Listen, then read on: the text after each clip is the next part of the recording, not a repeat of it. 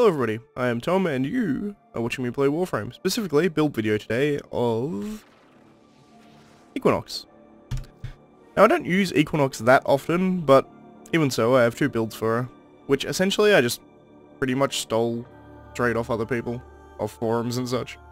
However, when I do use her I usually use, not that build, this build, which is a build built around her night form and specifically her sleep. So it has huge range at 280, not much strength because you don't really need it for sleeping people. 130 efficiency, 174 duration. Corrosive projection to strip armor.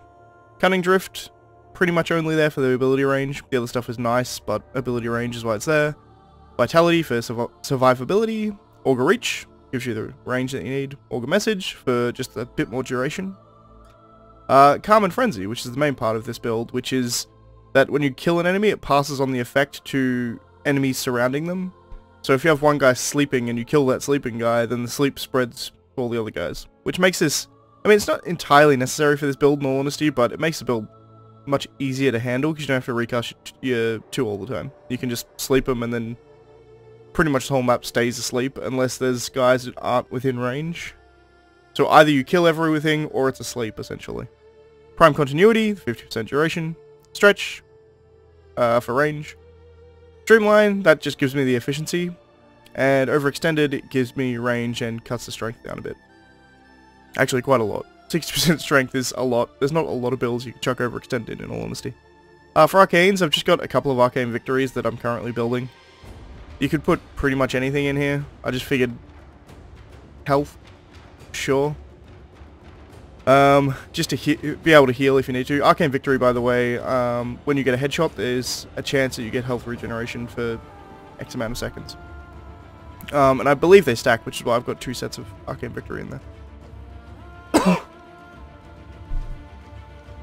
Now, the second build I've got, second build I've got is a main build. So I just went in and out there to reset these values. So they're easier to read for you guys, because red doesn't seem to come out very nicely on YouTube videos for some reason, when they have red text here. So this one is built purely for MAME, so it's a day build. And this one has pretty much 200 strength, 220 range, 105 efficiency, 107 duration. Once again, I've done Arcane Victory in this one. Arcane Victory here is actually probably more useful than in the other build, because there's no survivability mod in this build. Except for the fact that you have MAME on all the time and everything's dying. So, the fact that nothing can shoot you is where your survivability comes from, but they have no vitality or anything, really. So we got Corrosive Projection, once again, getting rid of armor, generally good. I mean, it's better with Grineer, but a lot of the time it's useful when you're fighting the other factions anyway. You could, if you're fighting something else, you could, it's worth noting, whenever I have Corrosive Projection in here, you can also chuck in, I'll get Aura mod. Energy Siphon has the same polarity. So if you're going up against Infested or Corpus, you may want to go Energy Siphon instead. Arguably more useful, but I usually just leave it on Corrosive Projection because I'm lazy and can't bother switching it out. This one I got Power Drift for ability strength. Once again, overextended, bump the range up. Takes down my ability strength unfortunately, but the range is more important. Intensify, more strength. Blind Rage, more strength. Cuts efficiency down a bit by 25%. I've only got this at a rank 4. I actually do want to get another Blind Rage just so I can max it out, but I've been too lazy to go farming for it. Augur Reach, 30% ability range, Transient Fortitude, ability strength, and my friend wants to do a sortie. 45 ability strength and takes down duration a bit. Streamline for the efficiency, Augur Secrets, once again more ability strength, and continuity for ability duration. Now what these builds actually do, I'll cut to some footage now of both the sleep build and the main build. I'll talk about the sleep build first, I'll have that going in the background. Essentially what this does is, when you're in your night form, I shall speak what Equinox actually does. First ability swaps between both forms. She has a day form and a night form. So first ability just swaps between them. Her second ability is Rest and Rage. So in night form, the target goes to sleep, and in day form, the target becomes essentially more vulnerable damage, they'll take more damage. Her 3 is Pacify and Provoke. In night form, you reduce damage to yourself and allies within the area from gunfire and stuff. And in daytime, you increase your ability strength. Mend and Maim. In night form, allies are healed when each enemy is killed, and in day form, essentially does a huge area of bleed and then slash procs. So, it's pretty ridiculous at killing things.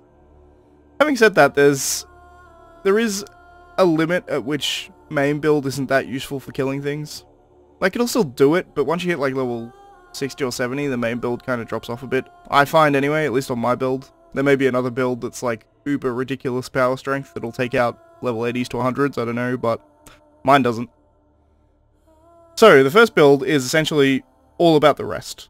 So you stay in night form and you put things to sleep, and then you can kill them, and you survive because everything's asleep or dead, essentially, so you never get hit. That's pretty much the way it works. This is also very good if you want to do focus farming. Not as good now because Sanctuary Onslaught has kind of overtaken that as the way to get focus.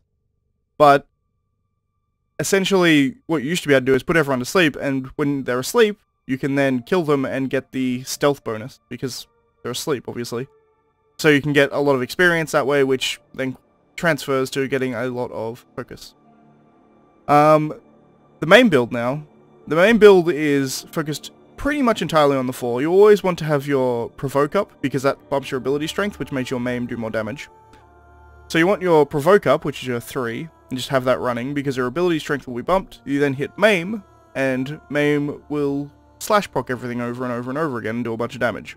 And with my current build, that's at a 50 meter radius, so things are dying off screen a lot of the time. You'll see a lot of numbers coming up behind walls and things like that. So for like sort of low to mid tier missions, you can just, you don't have to think about it, you can just run through the mission and everything dies. It's particularly good for defense, probably is a good one, because you can just stand on the defense target and kill everything. As long as you've got energy. You can run out of energy, that is something that can happen. If you've got Xeneric on, it's I wouldn't say it's required, but it's almost required for the main build, because you need to be able to get your maim, turn your maim off, and then get a bunch of energy back, and then turn it back on. But that's about it, really. They're the two builds I use for her. 9 times out of 10, I'll be using a sleep build. Sometimes I'll use her main build if I want to do, like, I don't know, a lazy exterminate or something. For like an alert where I have to run through the alert. But even then, usually I'll use Ember or something instead. But that's Equinox. So I'll let the mission play out. Whichever one I've switched to, I'll just let it finish. But thanks for watching, and I shall see you next time. And who have we got next after Equinox? I think is Excalibur. Indeed, Excalibur is next. So I'll see you in probably about a week with Excalibur's build. Thanks for watching.